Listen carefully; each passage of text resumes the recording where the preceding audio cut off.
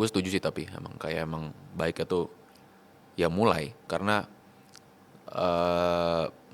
nggak bisa menurut gue nunggu perfect tuh nggak akan ada habisnya pada akhirnya, karena lu aja belum mulai, jadi gimana caranya lu tahu mana yang perfect mana yang enggak.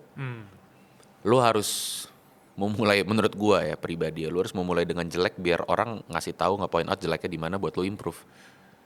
Even bahkan di saat lu tahu perfectnya tuh seperti apa dan lu ngeluarin dari awal tuh udah perfect, lu jadi nggak punya ruangan untuk improvement gitu habis itu.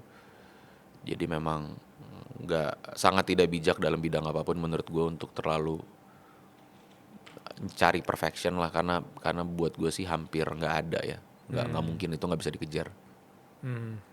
Gue suka tuh kata-kata lu harus mulai dulu even dengan jelek. Nah, di fase mulai meski jelek atau meski kelihatan bodoh atau meski kelihatan cringe, itu kan pasti berat banget ya, tidak nyaman ya. Dan resiko yang harus lu terima bisa jadi disalahpahami atau tidak disukai atau dianggap aneh, dianggap kenapa sih lu harus terjun ke sini kan lu nggak punya kemampuan itu gitu.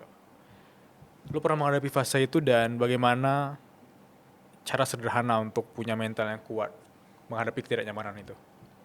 Gue kalau misalnya kayak ditarik lagi topiknya ngomongin nyanyi gitu ya, gue tuh lumayan kenyang dibilang suara gue jelek. Cuman gue nggak pernah punya masalah sama itu ya. Gue tahu suara gue jelek dan poinnya itu, karena gue tahu suara gue jelek. Jadi tiap kali ada orang bilang kayak, oh, suara lu jelek, oh iya lu telat taunya, gue tahu duluan. Gue rasa di saat lu sadar sama kekurangan lu dan mengakui itu, ya orang jadi nggak bisa pakai itu buat jadi senjata buat menjatuhkan lu lagi maksudnya. Wow. Ya gue sadar gitu, maksudnya gue banyak sadar dengan jelek, nggak cuman ngomongin nyanyi gitu, cuman gue banyak sadar dengan jelek-jeleknya semua, kurang-kurangnya semua output yang gue keluarkan selama beberapa tahun ke belakang. Specifically kalau ngomongin karya, bahkan menurut gue karya yang perfect itu nggak menarik ya.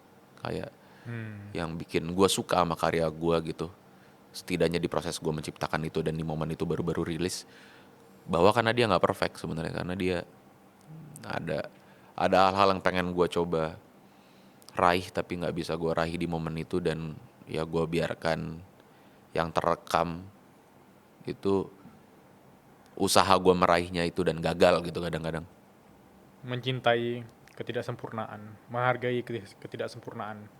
Menurut gue itu mahal sekali ilmunya. Ada salah satu konsep di Jepang yang gue ingat tentang even keramik retak aja ada seninya, ada keindahannya gitu. Namanya kintsugi gitu. Ya, Ya. kintsugi. Dan lo menerapkan itu kan sebenarnya, dan lo udah aware sama kintsugi itu di hidup lo kan, apalagi di Ya, karya lo ya. kan.